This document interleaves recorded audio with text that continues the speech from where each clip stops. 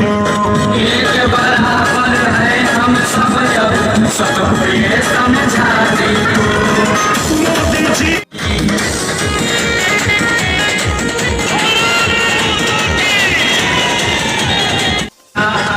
सड़कों का है जाल बिछा, हर घर बिजली शौच।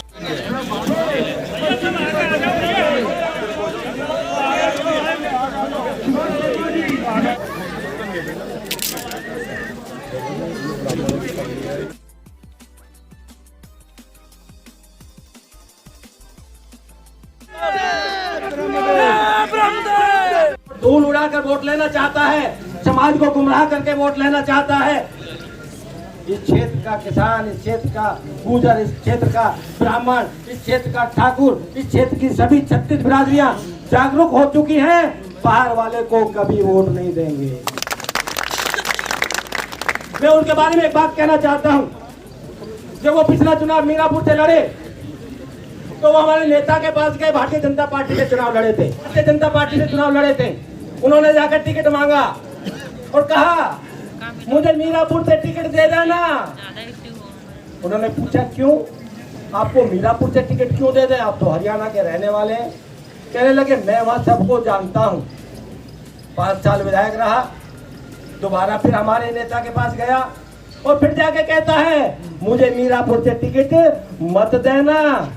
उन्होंने पूछा क्यों, क्योंकि वहां मुझे सब जान गए हैं। इससे अच्छा हम उनको पहले ही जान जाएं, बाद में जानने का पछतावे का मामला नहीं होना चाहिए।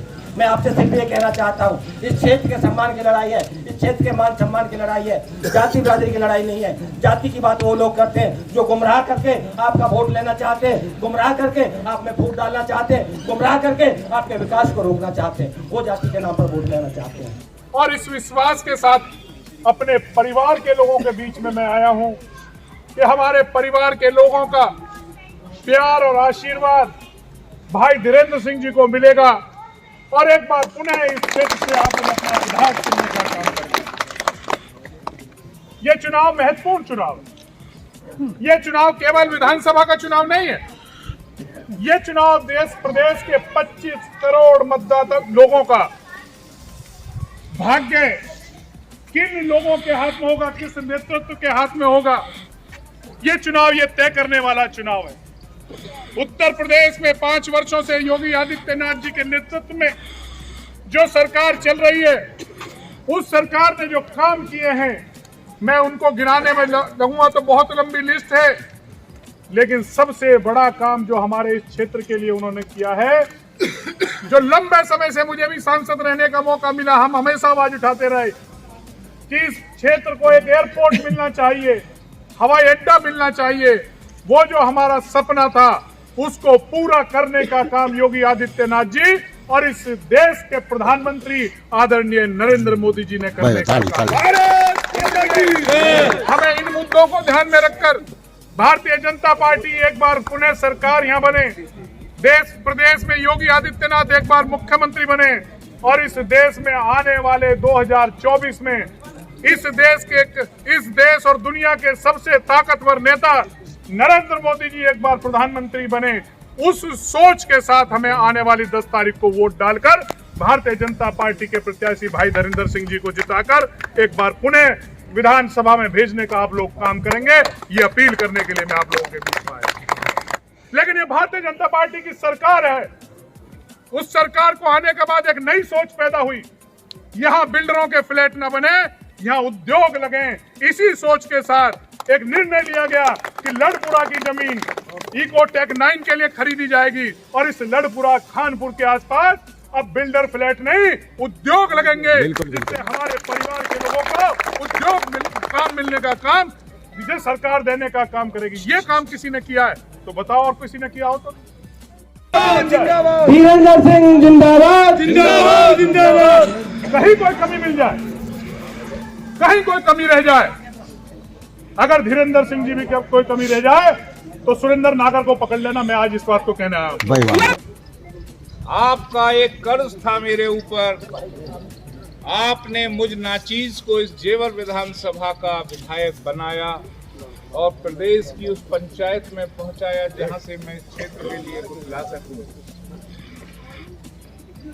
और मैं धन्यवाद करना चाहता हूं अपने क्षेत्र के उन किसानों का जिन्होंने प्रदेश की तरक्की के लिए और क्षेत्र के नौजवानों के भविष्य के लिए अपनी जमीनें एशिया के उस सबसे बड़े एयरपोर्ट के लिए दी जो आज आपकी विधानसभा में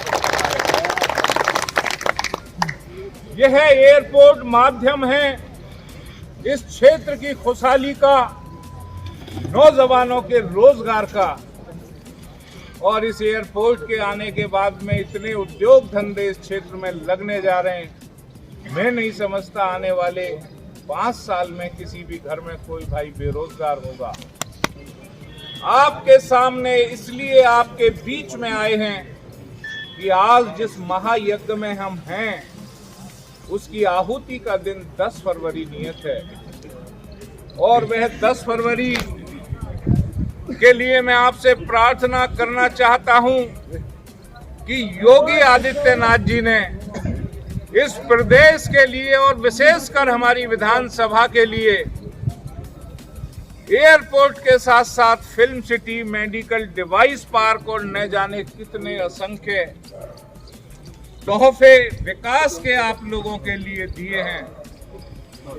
इसलिए मैं आपसे निवेदन करता हूं कि जिन मुख्यमंत्री ने इस विधानसभा को उत्तर प्रदेश की आर्थिक राजधानी बनाए जाने के लिए हमारी इस सरजमी को चुना है, हमारा फर्ज बनता है कि हम योगी जी के हाथों को मजबूत करें। और इसलिए भी मजबूत करें कि 2024 में दिल्ली की सत्ता का रास्ता लखनऊ से होकर जाएगा। मेरे भाइयों, मेरे साथियों, हो सकता है मुझ में बुराई हो सकता है मेरी वजह से कोई भाई मुझसे नाराज हो, लेकिन मैं आपको यकीन दिलाना चाहता हूं जिस दिन से मैं विधायक बना, जिन लोगों ने मुझे वोट नहीं दिया था, मेरा प्रयास रहा कि वो भी मुझे अपना विधायक समझें। इस नियत से मैंने आपके बीच में काम किया। क्योंकि जिस मिट्टी में मैंने जन्म लिया ये मेरी मिट्टी है, उस मिट्टी के कण कण का मेरे ऊपर कर्ज है। इसीलिए तो आपने मुझे विधायक बनाया कि उस मिट्टी के कर्ज को मैं चुकाऊं। मेरा इरादा है आपकी विधानसभा इस प्रदेश और देश की सबसे विकसित विधानसभा बने, जहां सर्वत्र खुशहाली हो, जहां लोगों के पास जीवन यापन के साधन समुचित मात्रा में हो। इस इरादे के साथ आज मैं फिर आपके बीच में हूं और आपसे वायदा करता हूं कि इस क्षेत्र को तरक्की की बुलंदियों तक पहुंचाने का काम करूंगा। हर नौजवान के लिए ऐसे साधन बने जिससे यह क्षेत्र रोजगारोन्मुख हो जाए और आप लोगों का सम्मान बढ़े। इस प्रदेश में और देश में इस नियत के साथ आपके बीच में काम करूंगा।